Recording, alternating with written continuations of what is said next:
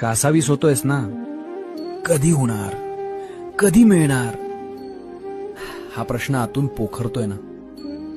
तुला वाटतंय मी तुला विसरलोय किंवा तुला ताटकरत ठेवलंय. अरे वेड्या, धनुष्यातून बाण सोडण्याआधी तो जेवढा जास्त मागे खेचावा लागतो ना, तेवढाच तो जास्त वेगानं आणि जास्त लांब जातो. तुझं आयुष्य सध्या त्या खेचलेल्या बाणासारखं आहे.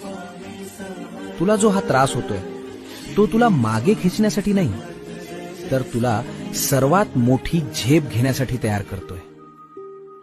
सोडू नकोस तो संयम. आता फक्त काही क्षणांचा खेळ उरलाय.